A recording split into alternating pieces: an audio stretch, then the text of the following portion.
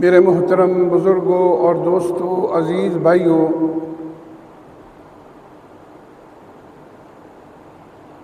آج کا دن یہ رمضان المبارک کا آخری دن ہے اور یہ رمضان شریف کا آخری جمعہ ہے۔ خوش قسمت ہے وہ انسان جنہوں نے رمضان کے مہینے کی قدر کی، اس کی رحمتوں سے، برکتوں سے پورا فائدہ اٹھایا، اور بد نصیب ہے وہ مسلمان جو اس ماہ مبارک کی رحمتوں سے، برکتوں سے محروم رہے۔ حدیث پاک میں آتا ہے، اللہ کے نبی صلی اللہ علیہ وسلم کا یہ معمول تھا،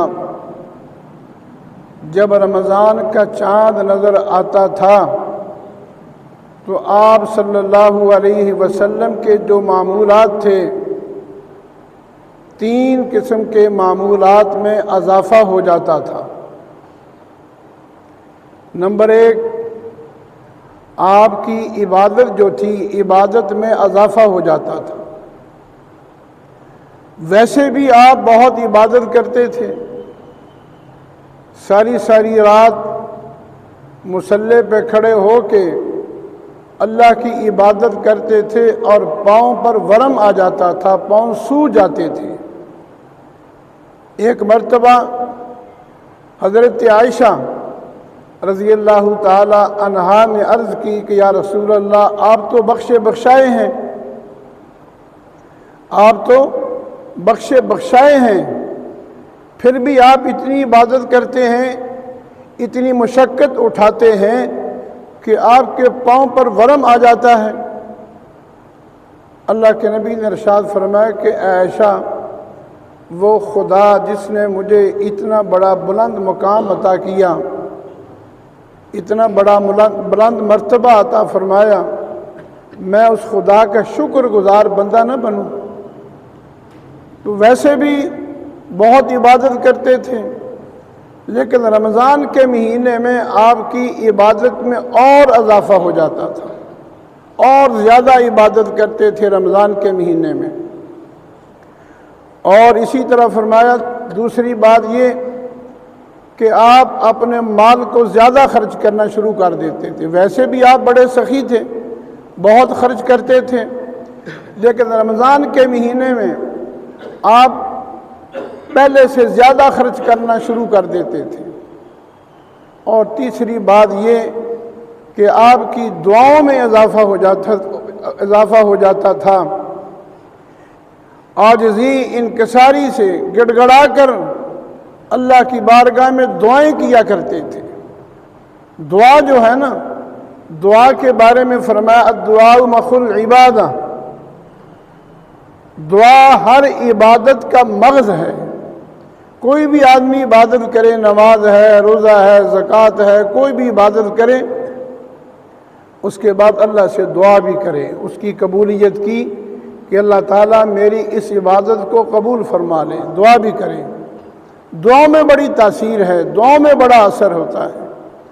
تو یہ 3 باتیں جو تھیں، ان میں اللہ کے نبی صلی اللہ علیہ وسلم کا رمضان کے مہینے میں اضافہ ہو جاتا تھا۔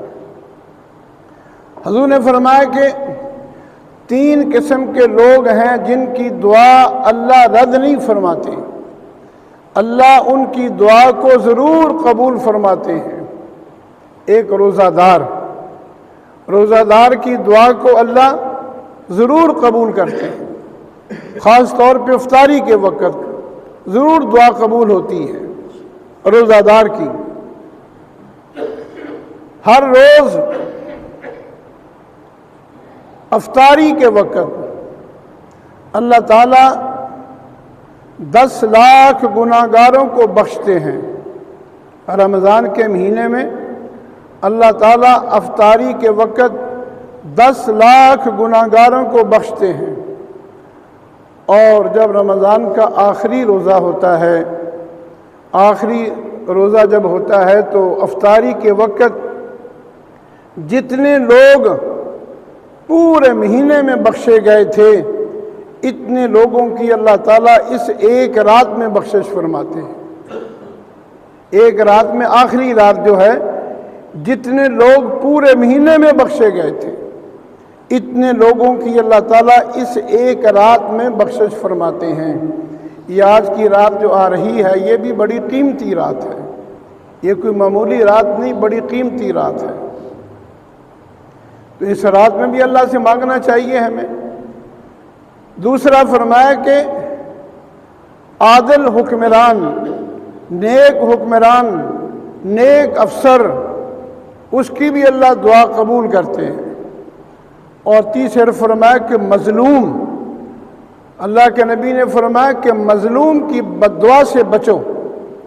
مظلوم کے دل سے جو آہ نکلتی ہے وہ عرشوں، جتنے بھی یہ آسمان ہیں، آسمانوں کو چیرتی ہوئی عرش تک پہنچتی ہے، وہ کوئی رکاوٹ نہیں ہوتی اس کے لیے۔ مظلوم کی بد دعا، مظلوم دعا کرے یا بد دعا کرے، اس کی دعا کو بھی بد دعا کو بھی اللہ تعالیٰ فوراً قبول کرتے ہیں۔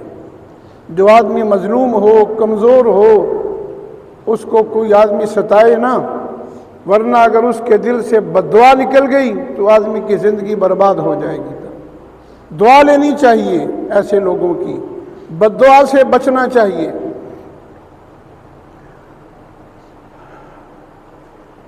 تو دعا جو ہے یہ دعا اللہ کی بارگاہ میں رمضان کے مہینے میں بہت زیادہ قبول ہوتی ہے۔ یہ آج آخری دن ہے رمضان کا، اس لیے جو ہے نا یہ افطاری کے وقت اللہ سے مانگیں، خوب اللہ سے مانگیں۔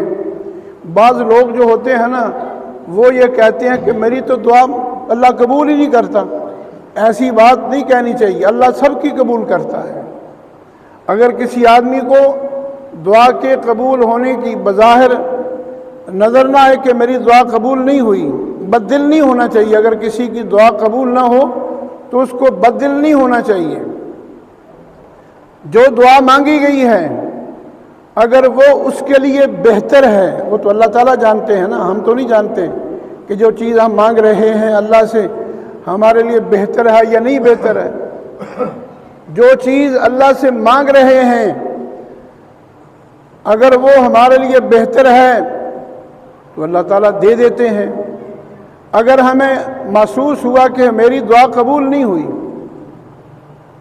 دوسری شکل یہ ہوتی ہے کہ اس آدمی پر کوئی مصیبت، آسمانوں سے کوئی مصیبت نازل ہونے والی ہوتی ہے، کوئی پریشانی اس کے لیے آسمانوں سے نازل ہونے والی ہوتی ہے۔ اللہ تعالیٰ اس کی دعا کے صدقے سے اس مصیبت کو ٹال دیتے ہیں۔ وہ یہ سمجھتا ہے کہ میری دعا قبول نہیں ہوئی، حالانکہ اس دعا کی برکت سے اللہ تعالیٰ اس کی مصیبت کو، بیماری کو، پریشانی کو اللہ تعالیٰ ٹال دیتے ہیں۔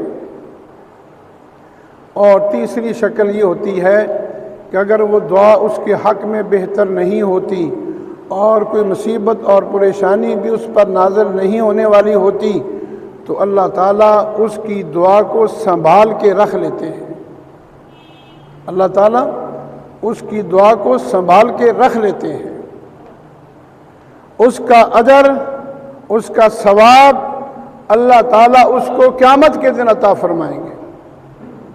اللہ اس بندے کو بلائیں گے اور بلا کے فرمائیں کہ تو نے فلاں وقت فلاں دعا کی تھی، کہ ہاں یا اللہ کی تھی، وہ قبول ہو گئی تھی کہ نہیں قبول ہوئی تھی؟ اللہ فرمائیں کہ یہ آج میں تمہیں اس دعا کا اجر اور ثواب دیتا ہوں، اس کا بدلہ تمہیں آج دیتا ہوں۔